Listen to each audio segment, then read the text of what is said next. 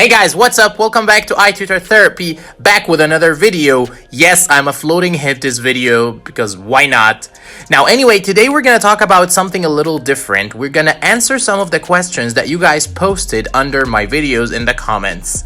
Without further ado, let's go. Let's begin.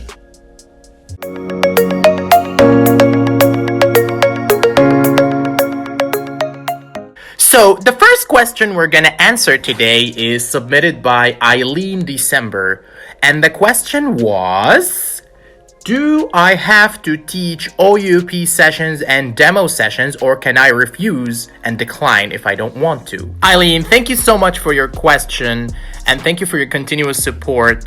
Well, technically, if you get sent an invitation, it's optional. However, most of the time, if you do not accept the invitation, they will keep sending you those messages over and over and over and over until you accept.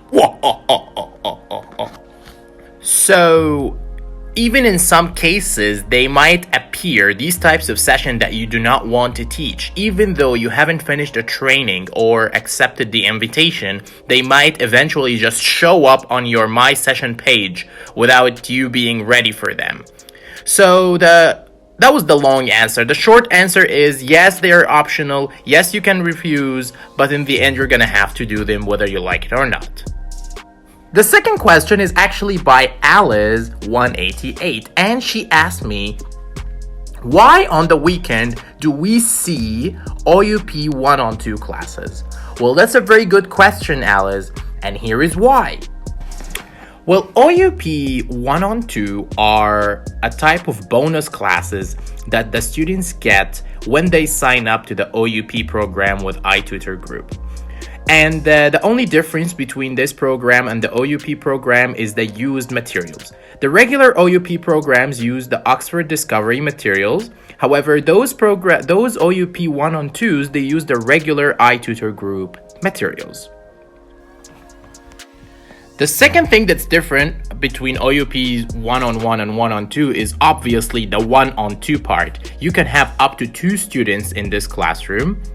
The reason for people doing this class is actually for them to get a taste of something different other than the regular OUP Oxford Discovery materials. The purpose is to expose the clients to different things.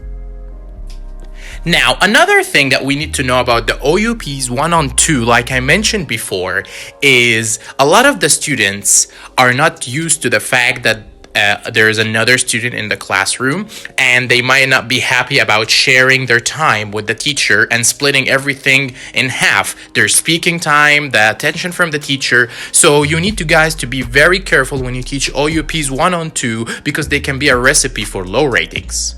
So another question was also posted by Alice 188, which was, if I was a standby teacher and I'm supposed to enter the class within 2 minutes to cover for another teacher, and I haven't had any time to prepare the materials, how can I be successful in these types of sessions? Well, that's a great question, Alice, and here is what I recommend you guys to do.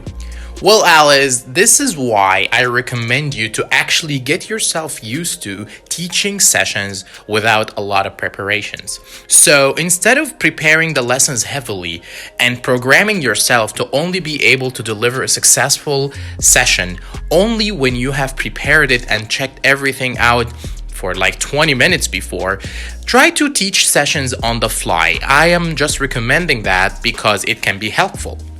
A very useful thing that you can do is actually only prepare the slides in 2 minutes. Practice preparing the slides in 2 minutes. So if you log into a regular session with a class 10 minutes before, give yourself a time of 2 minutes to look through everything and then don't look anymore. And then try to teach based on this brief look that you had and see how you will do. So me personally, to be honest, I sometimes don't even look at the slides until I'm already in the classroom with the student, and I improvise as I go. While that might sound unprofessional for some teachers, however, I am sure that it helps a lot when you enter a class and you're used to not seeing the materials and you know how to conduct the class while you're seeing the slides for the first time, the same as the student.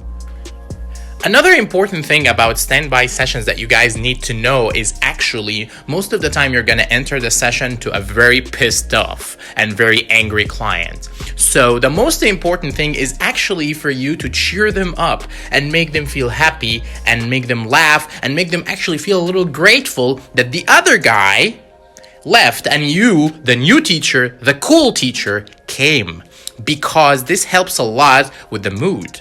So guys, thank you so much for watching. That was a weird floating head iTutorTherapy video. I hope you liked it, I hope you enjoyed it, and I will see you next time. Like always, please don't forget to like and subscribe, and let me know down in the comments if you have more questions. Please let me know and tell me what you think of the floating head.